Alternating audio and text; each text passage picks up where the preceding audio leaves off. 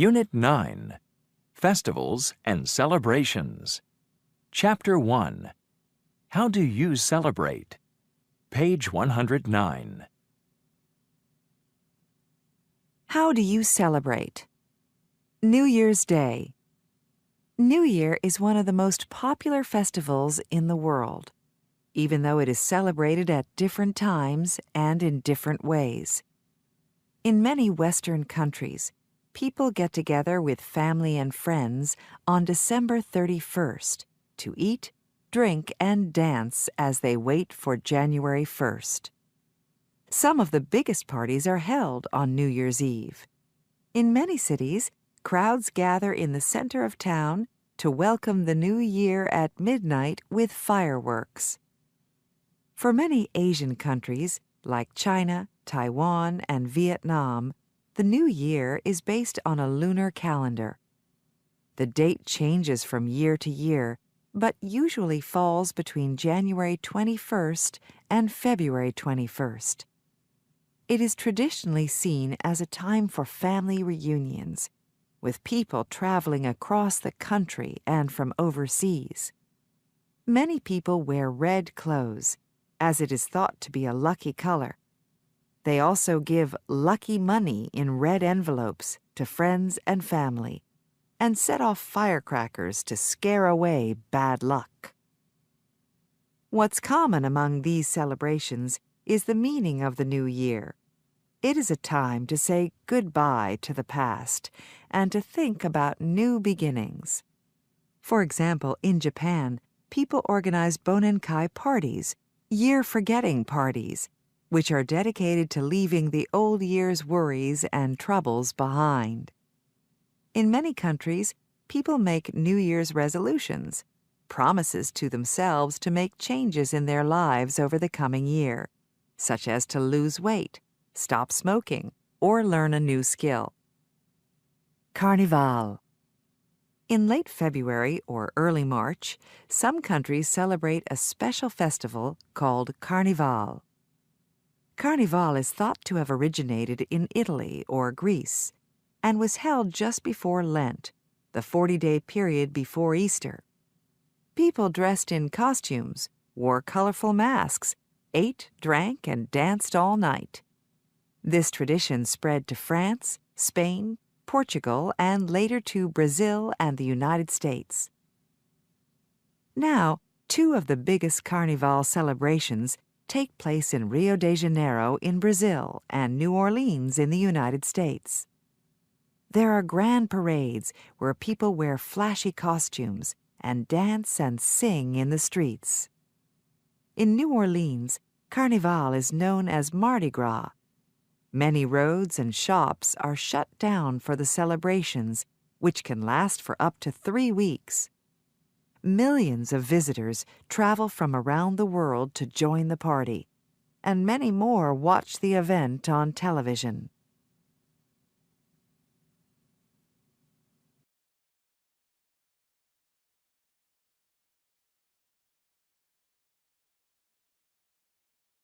Unit 9, Festivals and Celebrations. Chapter 2, Edinburgh Festival Journal. Page 113. Edinburgh Festival Journal, September 1. I'm so excited. My roommate Christopher and I are on our flight to Edinburgh, Scotland, for the Edinburgh International Festival. It's the biggest arts festival in the world and combines many separate festivals happening at the same time. I'm especially excited to see lots of indie art and films. There's so much to do, and we only have 3 days. September 2. Christopher and I arrived at our hotel in Edinburgh last night. After checking in, we had dinner and explored the city streets. It was really fascinating, but we went to bed soon after because we were so tired. Today, we went to King's Theatre to watch some short plays that are part of the Fringe Festival. People here call it the Fringe, and it has an awesome variety of shows by all sorts of performing arts groups. A parade of actors greeted us as we walked down the street. They were waving colorful flags, one for each of the theater companies performing at the festival. It was a great way for us to start our festival experience. Christopher wants to hear some bands at the Jazz and Blues Festival, and we hope to see a good film tonight. September 3. I saw an awesome comedian today. He was so funny that I couldn't stop laughing. I wish we had these kind of events in my hometown. Christopher and I spent the afternoon walking along the river. There were painters on either side, working and displaying all kinds of art. Later, we went to the Foodies Festival for dinner and tried local Scottish foods. Most of it was delicious, although there were a few foods we didn't dare try, like haggis. September 4. Today is the final day of the International Festival, but some of the smaller festivals will go on for a few more days. The plan is to watch some short plays in the amphitheater in the park after lunch. Then, later tonight, we'll attend the closing ceremonies in the city center and watch the fireworks. I can't believe the festival is almost over.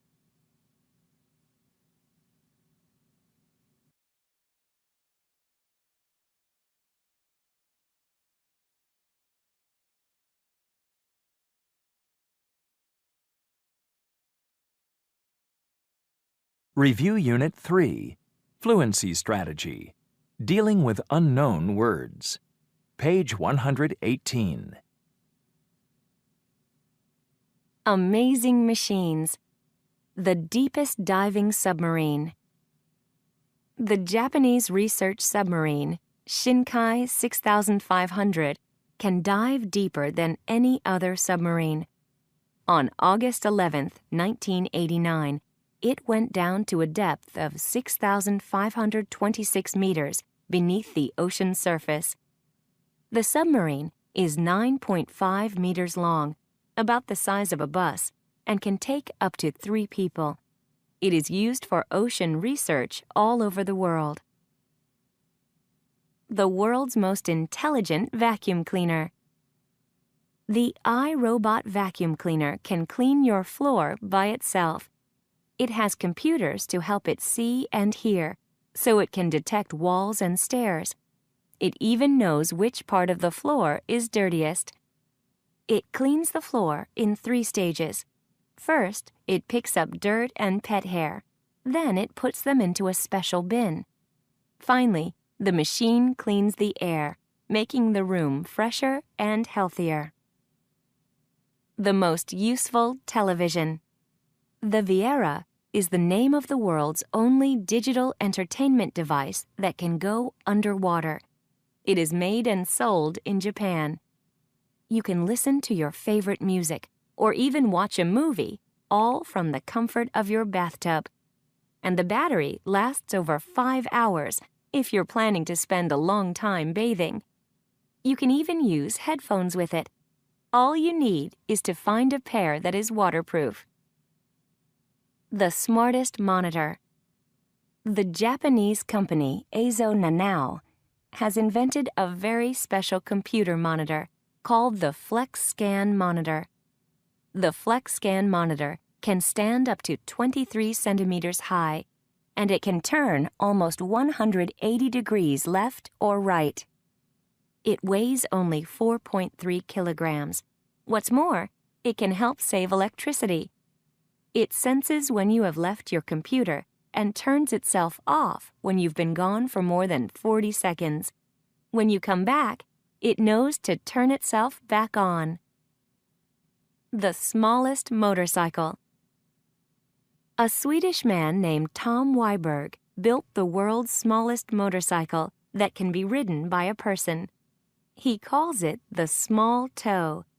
The front wheel is only 1.6 centimeters wide, and the back wheel is 2.2 centimeters wide. The rider sits barely 7 centimeters above the ground. In 2003, Weiberg rode his machine for more than 10 meters and set a new Guinness World Record for the smallest rideable motorcycle ever built.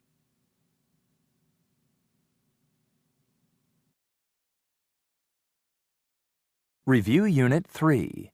Fluency Practice. Review Reading 5. Dying Languages. Page 121. Dying languages.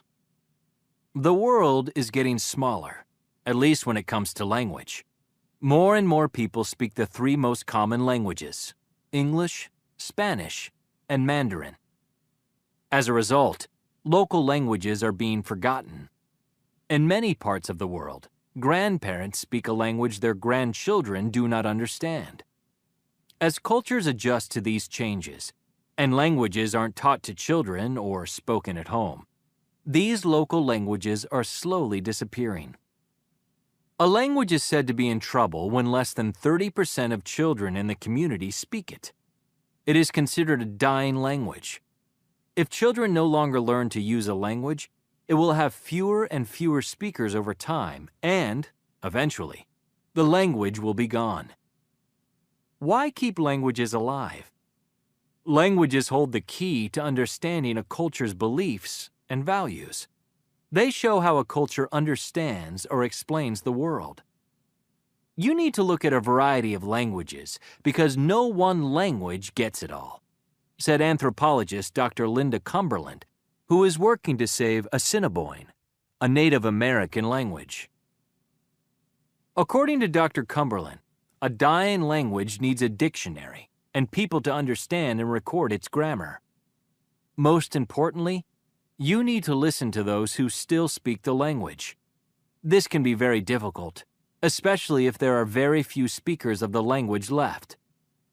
For example, when researchers were working to save the language Ayapaneco in Mexico, it was hard for them to record anything because the last 2 people on Earth who could speak the language refused to speak to each other. Today, the United Nations Educational, Scientific, and Cultural Organization, UNESCO, lists more than 3,000 languages that may disappear by the end of this century. Some of the languages still have a few million speakers and may survive. Unfortunately, hundreds of languages have fewer than 25 speakers remaining and may soon be lost forever. Review Unit 3. Fluency Practice. Review Reading 6. Celebrating Chuseok. Page 123. Celebrating Chuseok. Chuseok is one of the most important festivals in the Korean calendar. It takes place in the 8th month of the lunar calendar in either September or October, on the night of the full moon. Chuseok is a time for family reunions and for people to honor and give thanks to their ancestors. It is also meant to celebrate nature and the large harvest that it has given them. Nowadays, many people in Korea live and work in big cities like Seoul. During Chuseok, people who have moved away return to their hometowns in the countryside to celebrate together. The government gives everyone a day off from work before and after Chuseok. Many people spend those days traveling, as the roads are very busy during this period. A 2-hour journey can easily turn into 6 hours. At the family home, the day before Chuseok is spent cleaning the home and preparing food for ceremonies and family dinners. Women make songpyeon, moon-shaped rice cakes with a sweet filling, using new rice from the recent harvest. It is said that the woman who makes the most beautiful songpyeon will find a good-looking husband or give birth to a beautiful daughter. The songpyeon can take days to make, but now people can buy them easily in stores. The next day is Chuseok. People make an effort to dress nicely and wear traditional costumes, like the hanbok, although this is more common among the older women. In the morning, food is placed on a special table dedicated to their ancestors, and families pay a visit to their graves. Later, traditional games like Nori, a game of throwing sticks, and Huatu, a card game, are played. At night, the whole family goes outdoors under the full moon, and everyone eats and drinks until late. The third day is usually spent traveling back home and preparing to return to work or school. Like Thanksgiving and Lunar New Year, Chuseok is a time for families to reconnect with past traditions, as well as spend time with each other.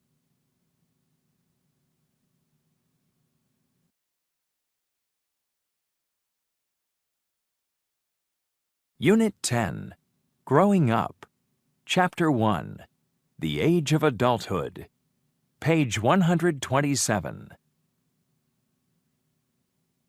The age of adulthood. In the United States, 16, 18, and 21 are significant ages in a person's life. A person can do new things at each age to show that he or she is no longer a child. These are all part of the transition to adulthood. After turning 16 in the United States, a person can be employed, get a driver's license, and leave home. Many high school students learn to drive and get part-time jobs soon after celebrating their 16th birthday. At 18, people in the United States can vote in government elections and join the military, but they are prohibited from going into nightclubs, buying alcohol like beer or wine, or gambling until they are 21. In many Latin American countries, a young woman's 15th birthday is important. At this age, she is no longer considered to be a girl, but a woman. To mark this special day, families with 15-year-old daughters have a celebration called a quinceañera. The day begins with a young woman and her family going to church. Later, there is a party to which many guests are invited. In Japan, boys and girls are considered to be adults at the age of 20. At this age, they are allowed to vote and drink alcohol. The second Monday in January is a national holiday called Coming of Age Day. On this day, 20-year-olds celebrate by first going to a shrine with their families. Later, they listen to speeches given by city and school leaders. After that, many celebrate with family and friends late into the night. In many countries, celebrations do not stop at adulthood. People like to celebrate what they consider to be important ages, such as their 50th or 60th birthdays, or significant events such as the birth of their first child or their retirement.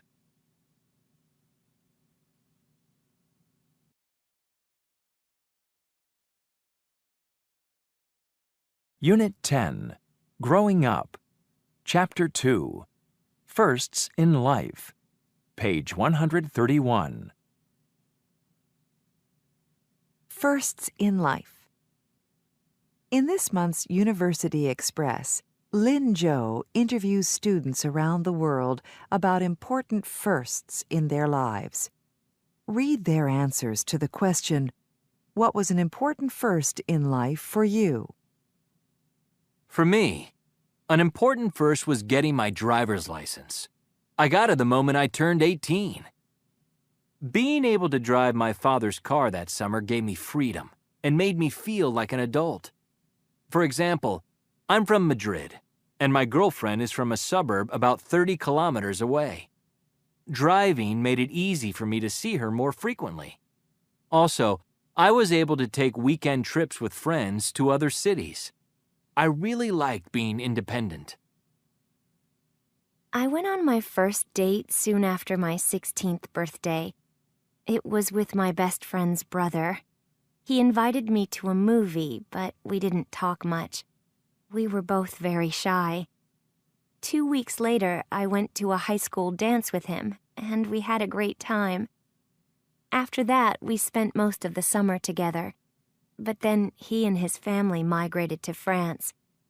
I guess you could say he was my first boyfriend. An important first for me was traveling from Korea to Europe. When I was 18, I spent the summer with my cousin backpacking through Europe. It was my first time out of Korea, so I was nervous and reluctant to talk to people. Luckily, I overcame my fears and gradually started to open up. I learned to be more independent. I made friends with other travelers at the hostels we stayed at, and I keep in touch with many of them even now.